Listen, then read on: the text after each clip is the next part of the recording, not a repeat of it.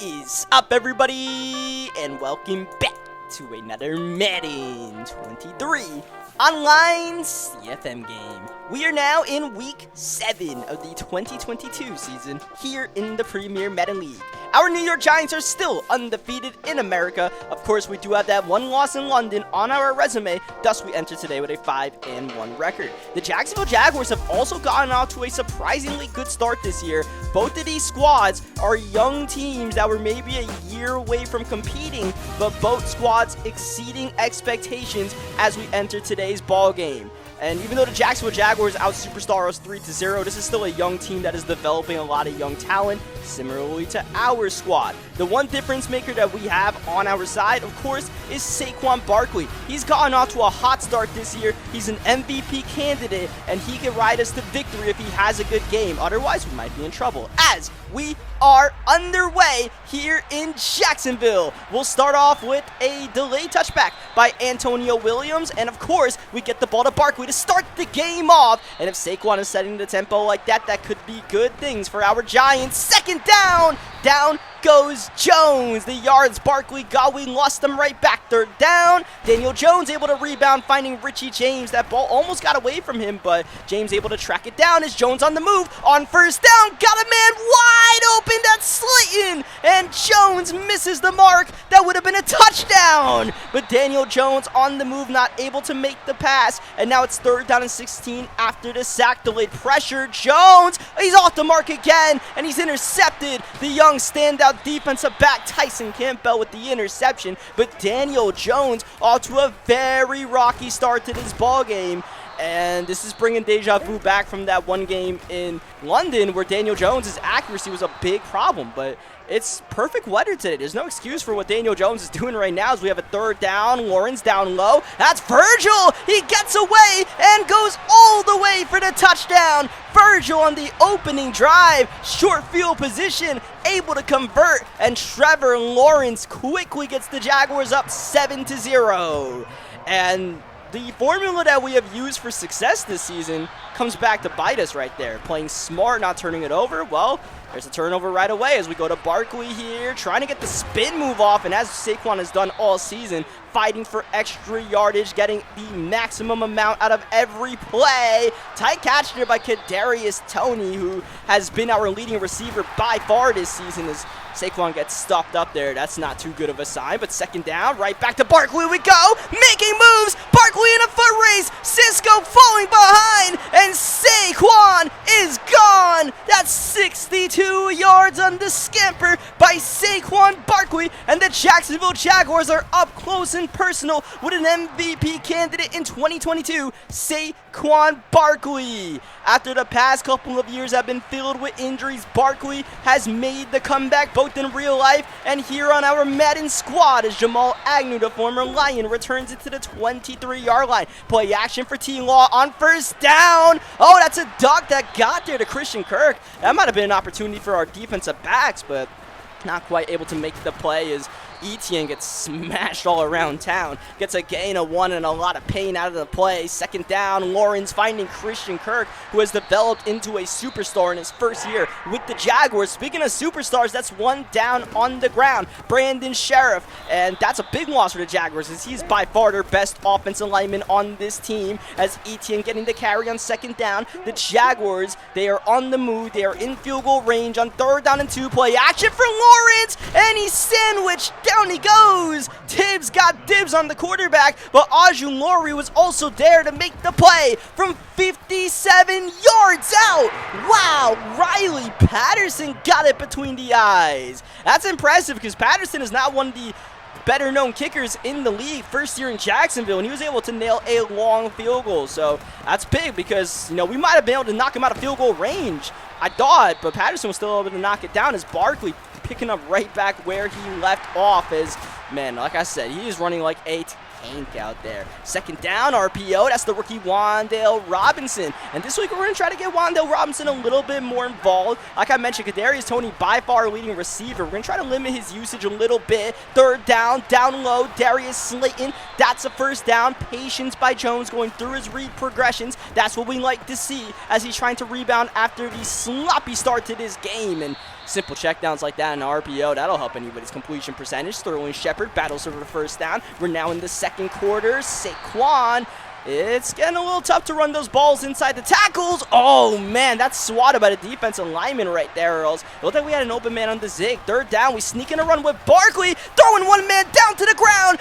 Oh, Saquon, he is just a menace out there on the field. But it's 4th down and 2, and we're going to settle for the field goal with Graham Gano. And we get the answer from the long Riley Patterson field goal with a 47-yarder from our usually reliable kicker, Graham Gano. Of course, he's had a couple of misses this year in rainy games, but when the conditions are good, Graham Gano is good, right? He's 98 kick power, 90 kick accuracy. We can rely on him as long as he doesn't get a little too old for us. But for year one, he's definitely the guy. Oh, Tibbs had him wrapped up, but Etienne's able to get away. Shout out to the always realistic tackle battles in Madden. Now it's 3rd down. Lawrence, whoa, that one got away from him, trying to hit the quick seam right there, and Tila just misfired right there, and looking a little bit like Daniel Jones is Wan'Dale Robinson taking the kick or the punt return here. Not able to get too much as Barkley continues to struggle in between the tackles in this ball game. We got the big touchdown run, but it's been a little tough to get these plays as Jones rolling out the pocket, and wow, able to connect with Kadarius Toney. That was sketchy.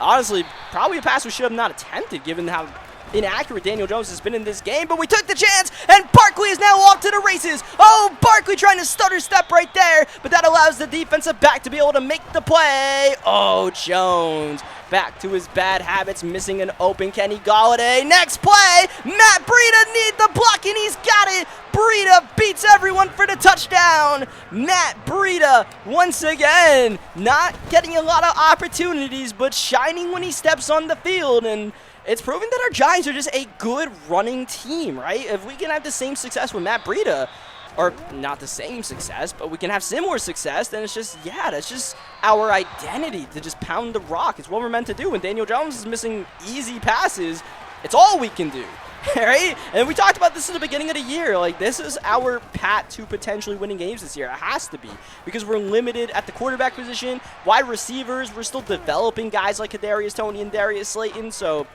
being able to have Barkley and even Matt Breida making these plays for us, we would not be winning this game without these guys. 3rd down and 1. Here's Lawrence. Got it off in the corner. Kirk, good footwork. That's a 1st down. And no need to even take a second look at that one. That was money by Kirk as Lawrence sets his feet, going cross body. One at Kirk. And oh, the king of the SWAT, Xavier McKinney.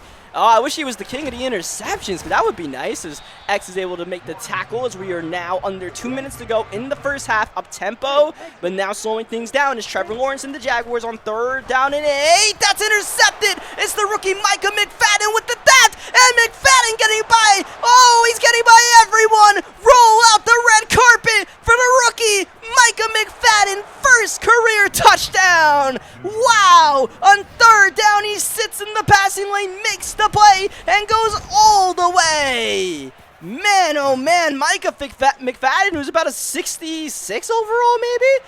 That's impressive. He has no coverage stats, and he was able to pull all of that off as, ooh, quick throw, middle of the field. Kirk, he pays the price, but gets the catch as the Jaguars go no huddle. Christian Kirk probably not going to be the recipient of this play. Instead, it's going to be Virgil who got the touchdown on the opening drive, and since then, we've been able to hold this Jaguars team in check, and of course, the one, standout from that first drive from Jacksonville, they got a short field. When we have Jacksonville working the length of the field, it's proving to be difficult right now for Lawrence as he goes middle. That'll work. That's Virgil. Hold on a second. The Jaguars trying to get a quick score before we go into the locker room and take away all those doubts about their ability to move the ball the full length of the field. Lawrence looking, going end zone. Oh! That easily could have been picked off by Julian Love, but I accidentally went for the SWAT right there as Evan Ingram, the former New York Giant, wrestling to the 4-yard line. Man in motion, that's Ingram on 3rd down. Lawrence calling his own number, push nearly into the end zone. It's going to be 4th down and goal with the 1. They try to sneak that one in, and look at this. Jacksonville down by 14 on the field. That's Lawrence dropping back and got him. Dan Arnold for the touchdown. Mega conversion by Lawrence and the Jaguars. I don't want to say put the game on the line right there, because we got a whole half of football left, but that was an uber aggressive decision right there. and it paid off for him as we now have a one-possession game, which is 5 ticks to go in the first half. Richie James not quite able to turn the corner, so we'll have one more play before the end of the first half. We'll just give it to Matt Breida here and see if we can hit a little home run on the ground. Not going to work out.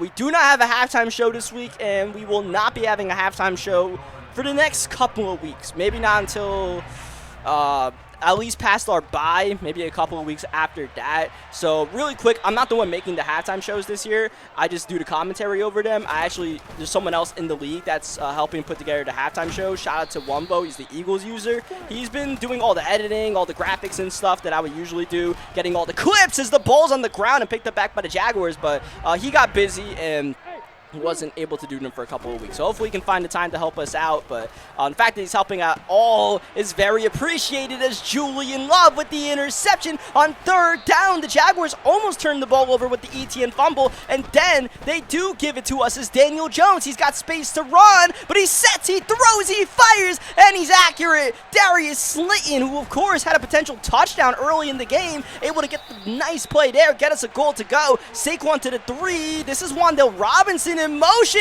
Wan'Dale, he battles, he fights, and he scores. It's Wan'Dale Robinson on the board for the first time in his NFL career. First we had Micah McFadden score. Now it's the fellow rookie Wan'Dale Robinson getting his first career touchdown. The young guys are balling out today for the New York Giants. And in the opening, we talked about the young talent developing.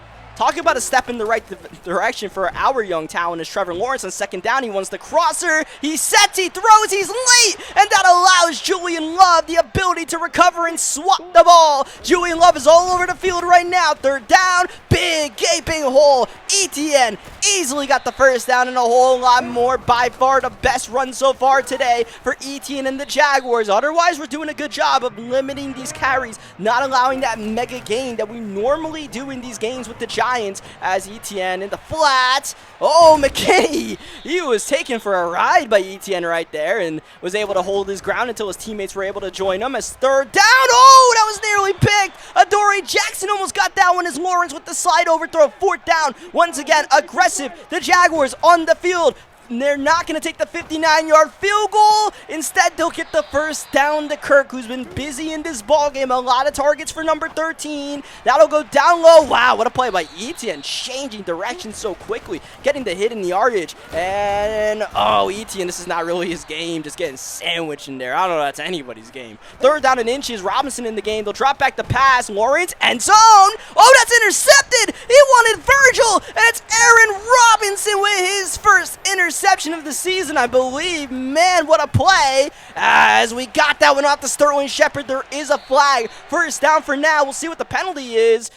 Illegal man downfield. How in the world do we get that on a play action play? I have no idea. Barkley switching fields here. Wow. Saquon Barkley. He's a great vision right there by Saquon as Barkley. Oh, trying to set up that last block from Glowinski, but Glowinski for some reason pulled up as he's able to get the block right there for Matt Breida, who delivers a stiff arm and nearly gets the first down. As you know, with a 14-point lead late in the 3rd quarter, we're just trying to slow this game down, control the clock, be smart, and we're able to run the ball and run the ball well. That's a big bonus. So obviously in our attempt to chew clock, we're not going to quickly get a playoff here. So we'll end the 3rd quarter with ball up by 14.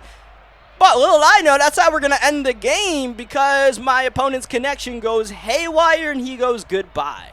So what's going to happen here is, well, we're just going to call it a game. We're just going to take the forced win, up by 14 with the ball, started the 4th quarter. I mean, there was a chance that we could try to recreate 1 quarter of football, but, I mean, it's a waste of time, especially with these EA servers, as bad as they are, that, you know, we could do that and then, like, you know, the game desyncs or something. So we're just going to take the forced win in this game. So for the 3rd time this year now, we are going to have either a forced win or a forced loss on our resume, which is honestly pretty annoying, like very annoying for me personally, because it's just like, I'd like what you guys see in these games to be reflected in the stats to be able to tell the story of this CFM, and it's just not happening right now because of these EA servers, and it's frustrating. But one thing we can do is make some trades. Whoa, hold on a second. So we have 2 players that are leaving our team that just played in this Week 7 game. They're gone. First of all, Xavier McKinney, goodbye.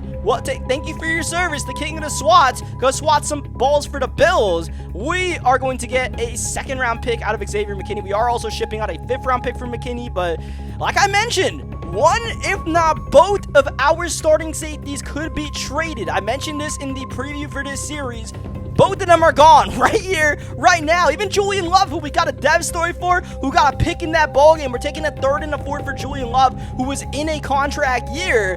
And like I mentioned, if there was a chance to move them, more likely than not, I would move them and try to get safeties that more so fit my style of what I like out of safeties running a defense, which right now we have no safeties, so that's an issue. But let's just say we're not done trading yet. All right, wink, wink. I'm about to catch you guys next time for that one. But funny enough, Xavier McKinney and Julian Love, who played in this game, when this game gets simmed now for Jacksonville Jaguars versus New York Giants, McKinney and Love are not going to be a part of it, which is hilarious. And like I said, it goes to the whole fact that, like, telling the story about what happens on the field, like, literally two guys that played in the game are not going to play in the actual stats, which is hilarious. So for now, we don't have Jaquiski Tartt as our starting safety. I don't know who the hell is our starting free safety, because Jaquiski Tartt needs to play sub linebacker for us. Our starting strong safety is going to be the rookie Dane Belton. I think that's something we're actually going to carry forward from here on out. So big changes for our New York Giants, and these are some interesting moves, right? These are not just obvious moves to make. These are potential moves that could be questioned by fans. Like, why Xavier McKinney and Julian Love, star dev safeties? Like, why we just letting them off the hook right there for draft picks, right? But we got a vision, and we're going to see how it all plays out. Like I said, we're not done with trading just yet, so I'll catch you guys for that next time, as well as hopefully a full game. Leave a like in the video if you guys enjoyed what you guys saw today. Subscribe for more Madden 23 gameplays, and I will catch you guys next time. Thank you, as always, for watching.